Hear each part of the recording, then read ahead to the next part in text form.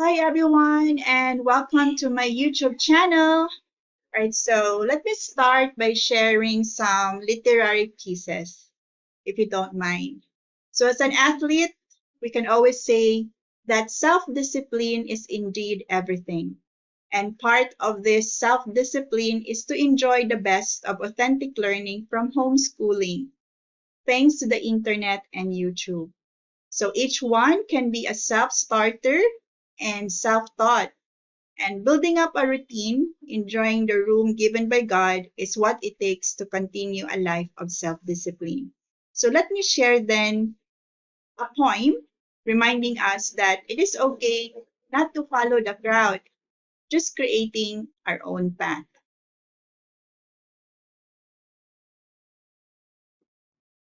Waking Up by Maan Ravasho. Training the mind to relate and detach, not being blind, people and places not to attach. Sorrows and pains are gifts from God, taming the mind from chains. Solitude, no matter how odd. Mindfulness, enjoying the sounds, enjoying the room once and for all. Waking up from the painful clowns, it's a bad dream. Wake up and be small. So I hope that you like this poem. It's so beautiful and it's just nice to practice some Zen Buddhism or just be authentic in living your life. And always remember that God is in you, divinity is in you. So we surround ourselves, our mind and soul with anything divine. Okay, like spiritual books and spiritual texts, sacred texts, and of course, geometry. Okay, so there is much divinity in math and in geometry, and I hope that geometry resonates divinity as well in your life. Okay, like the pyramids in Egypt, right? Okay, so let's enjoy some geometry talk. Okay, so we are now going to prove um, another case. Another, we are going to have case number 3. Okay, in proving that the angle formed by a chord separating or dividing the circle into two parts, the two segments, and the tangent line, the angle formed by those two lines is equal to the angle at the alternate segment. So this is the alternate segment theorem. Okay, and in this case, the angle at the alternate segment and the chord dividing the circle into two segments are at the same semicircle. Right? So this one, we're going to recreate this case number 3. Okay, so let's do this. So jam with me. So first, we're going to create a circle. And then we are going to create a tangent line.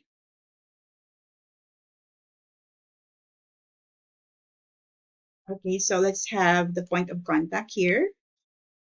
And then we are going to have the tangent line. Okay.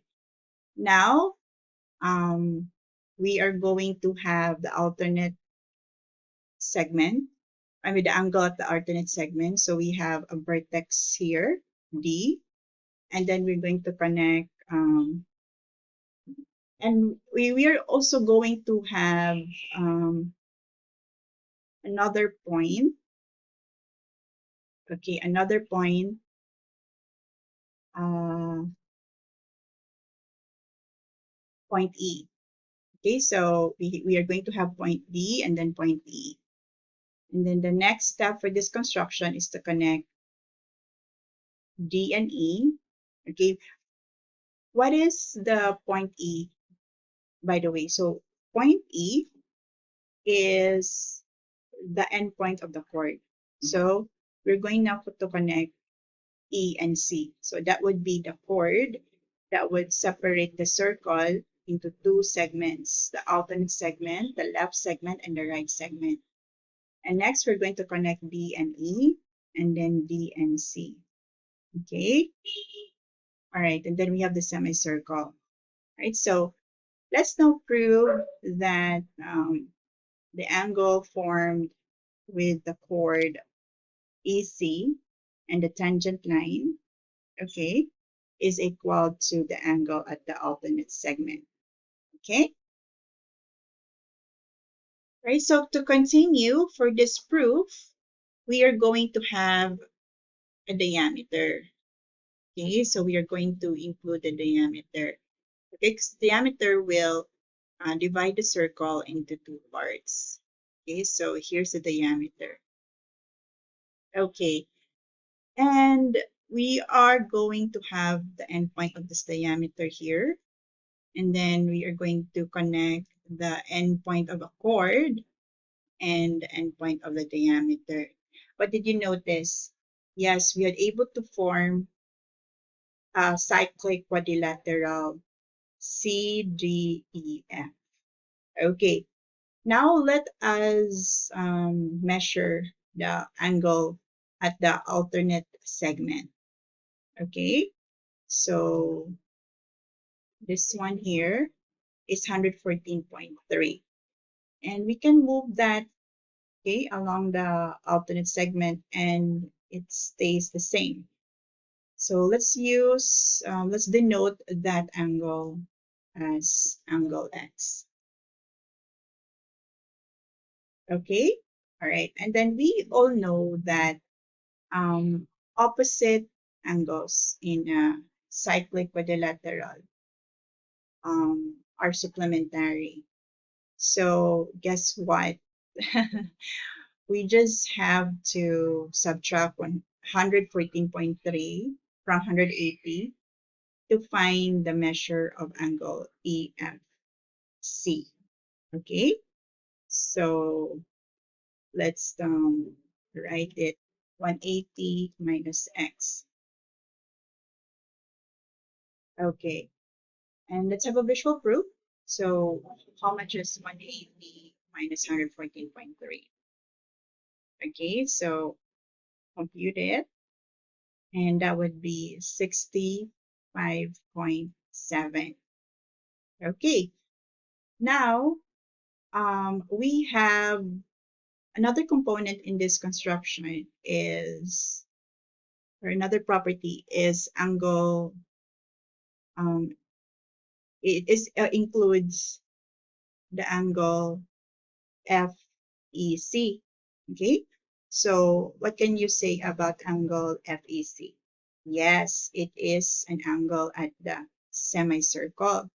So automatically, that would be a right angle. That would measure 90 degrees. Okay, and yes, you are correct that we have a triangle FEC. Okay, so the sum of the interior angles of FEC will be equal to 190 degrees. So we're going to define the angle, okay, the upper angle of the angle formed between the chord EC and the tangent line. Okay, so let's name the tangent line CG. Okay, so angle C, the upper part of the outer angle, let's call it outer angle. It's outside the alternate segment. Okay, so we're gonna do some algebra. So again, the sum of the interior angles for triangle FEC, okay, is equal to 180 degrees. So we can say, let's denote, by the way, sorry, let's denote the upper part of angle ECG as Y. Okay, so we have angle Y. Okay, so in other words, the sum of the interior angles of triangle FEC will be equal to 180 degrees. So we have 180 minus x plus 90 plus y.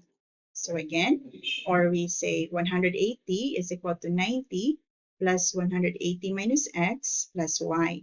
And then we remove the parentheses.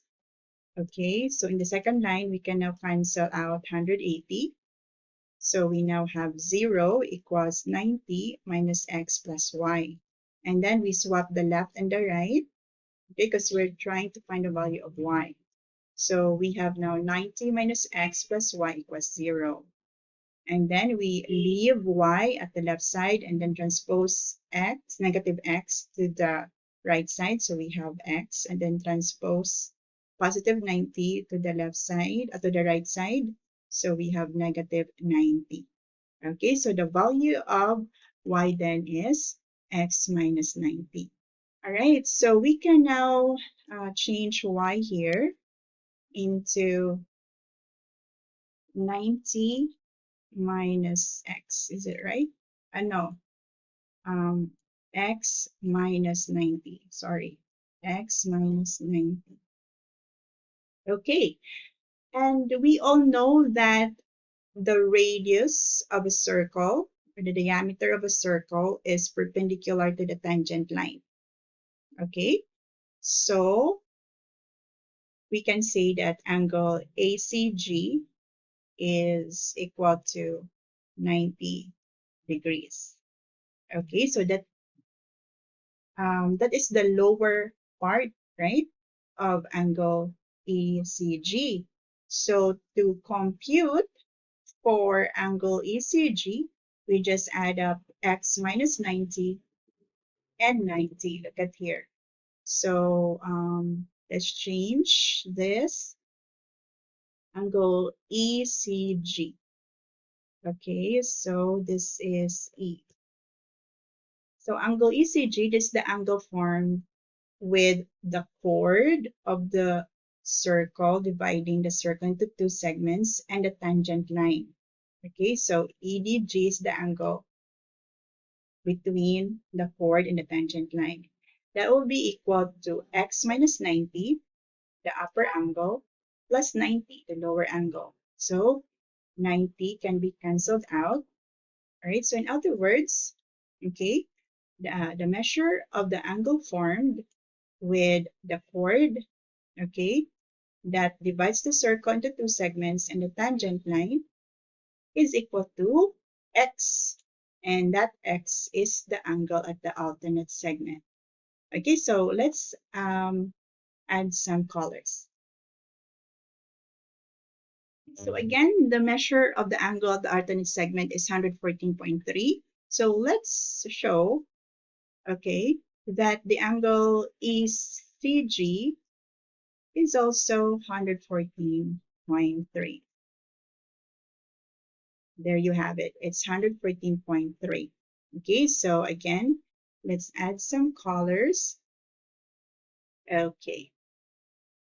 So we just have proven that the angle formed, okay,